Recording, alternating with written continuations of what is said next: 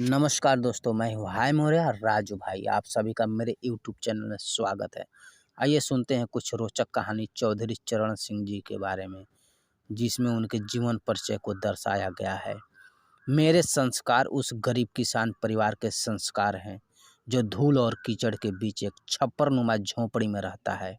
मैंने अपना बचपन उन किसानों के बीच बिताया है जो खेतों में नंगे बदन अपना पसीना बहाते हैं। ये शब्द थे चौधरी चरण सिंह जी के, जिनका जन्म एक साधारण परिवार में हुआ था और साधारण परिवार से होते हुए उन्होंने प्रधानमंत्री के पद तक पहुंचा। इनका जन्म 23 दिसंबर 1902 को उत्तर प्रदेश के मेरठ जिले के नूरपुर गांव में हुआ था। इनके पिता चौधरी मीर सिंह एक साधारण किसान थे। इनकी मां का नाम नेत्र कौर था। प्रारंभिक शिक्षा जानी खुर्द गांव में हुआ। बालक चरण सिंह ने मेरठ के गवर्नमेंट स्कूल में शिक्षा ग्रहण की। आगरा कॉलेज में इन्होंने विज्ञान विषय में स्नातक तथा इतिहास विषय में स्नातकोत्तर एमए की उपाधि प्राप्त की।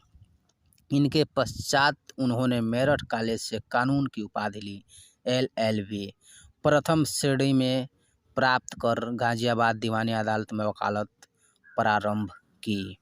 अंग्रेजों के विरुद्ध स्वतंत्रता की लड़ाई में चौधरी चरण सिंह ने बढ़ चढ़कर योगदान दिया। 1930 में जब महात्मा गांधी ने दांडी यात्रा नमक कानून तोड़ो आंदोलन चलाया, तब गाजियाबाद में यह बीड़ा उठाया नौजवान चरण सिंह जी ने। गाजियाबाद के लोनी नामक गांव में उन्होंने नमक बनाया। उन्हें नमक कानून तोड़ने के जुर्म में 6 महीने की सजा सुनाई गई। आज़ादी की लड़ाई में उनकी यह पहली जेल यात्रा थी। 9 अगस्त 1942 को भारत छोड़ो आंदोलन प्रारंभ हुआ तथा गांधी जी ने देशवासियों से करो या मरो का नारा लगवाया। ऐसे समय में पश्चिम उत्तर प्रदेश के मेरठ संभाग में बगावत की बागडोर युवक चरण सिंह जी ने संभाला। भूमिगत रहकर उन्होंने गाजियाबाद, हापुड़, मावाना, सरधना, बुलंदशहर तथा आसपास के गांवों में क्रांतिकारियों को गुप्त संगठन बनवाने का आदेश दिया। इस संगठन ने अंग्रेजी प्रशासन को ठप करने की मुहिम चलाई। 15 अगस्त 1947 में देश आज़ाद हुआ। केंद्र के साथ ही उत्तर प्रदेश में मंत्रिमंडल का गठन हुआ। इस मंत्रिमंडल में स्वायत्त शासन और स्वास्थ्य विभाग में सभा सचिव का दायित्व चौधरी चरण सिंह को मिला। उनकी छवि एक कुशल, कर्मठ और ईमानदार प्रशासक के रूप में थी। उन्हें जमींदारी उन्मूलन विधेयक तैयार करने का काम सौंपा गया। यह विधेयक 1 जुलाई 1952 से लागू हुआ। इसकी प्रशंसा विदेशी विद्वानों ने भी की। इस विधेयक का सर्वाधिक लाभ दलितों और पिछड़ों वर्ग के लोगों को मिला। पटवारियों के शोषण से किसानों को मुक्ति दिलाकर चौधरी चरण सिंह जी ने लेखपालों की नियुक्ति की। 1954 में लागू चकबंदी अधिनियम भी चौधरी चरण सिंह जी का एक क्रांतिकारी कदम था। चकबंदी से किसानों का यह लाभ हुआ कि उनकी फसलों की सुरक्षा तथा सिंचाई के लिए पानी का प्रबंध सुविधाजनक हो गया। इससे मानव श्रम की बचत तथा कृषि उपज में वृद्धि भी संभव हो सकी।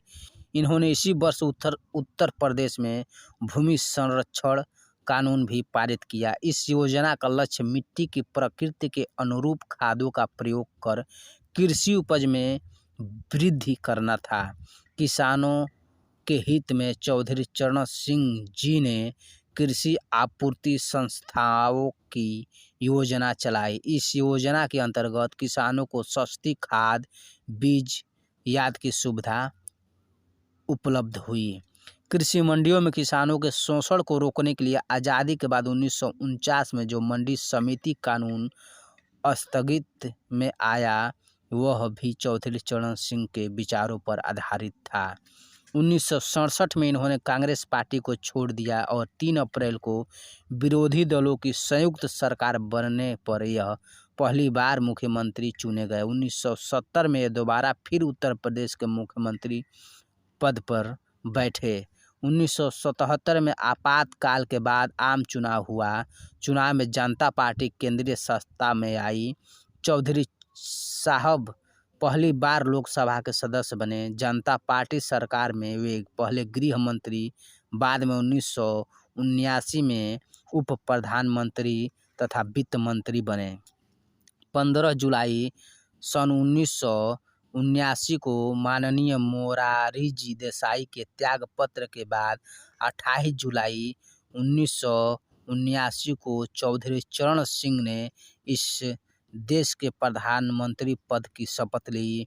प्रधानमंत्री पद का संभालने के बाद चौधरी चरण सिंह जी ने राष्ट्र के नाम एक संदेश में कहा, हमें गरीबी मिटाना है, प्रत्येक नागरिक के जीवन की मूलभूत आवश्यकताओं को पूरा करना है।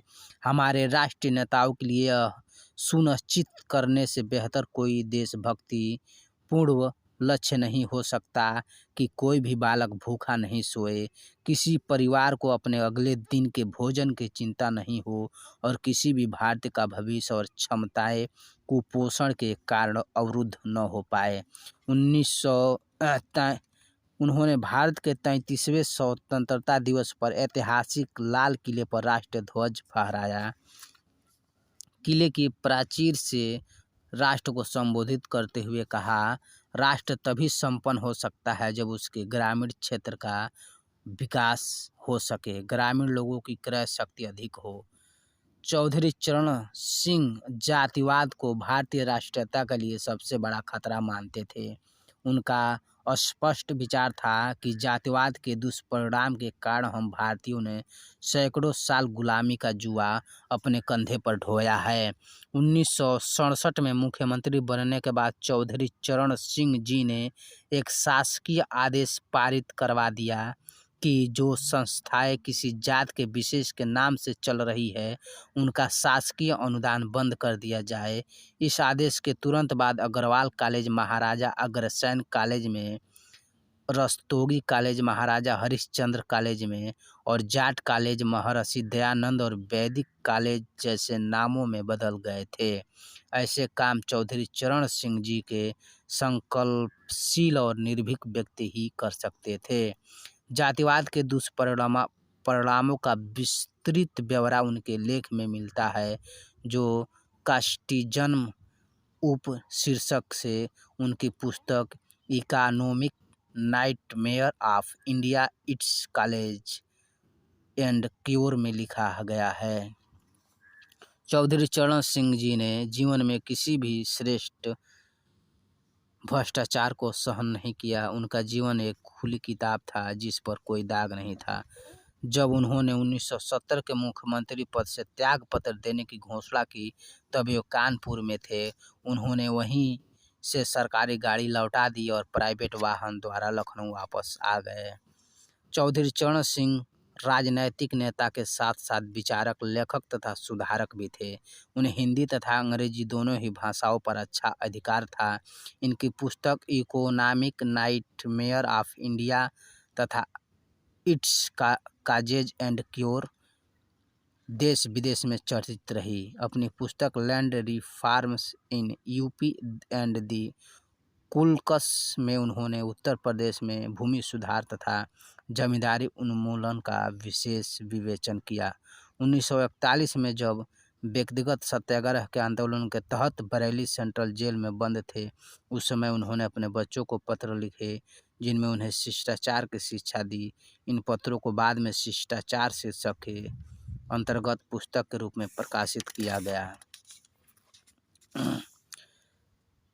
भारत के जुझारू नेता 29 मई 1987 को हमेशा के लिए किसान घाट नई दिल्ली पर चिर निद्रा में लीन हो गए। यह भारत इस महान किसान नेता को सदा याद करता रहेगा।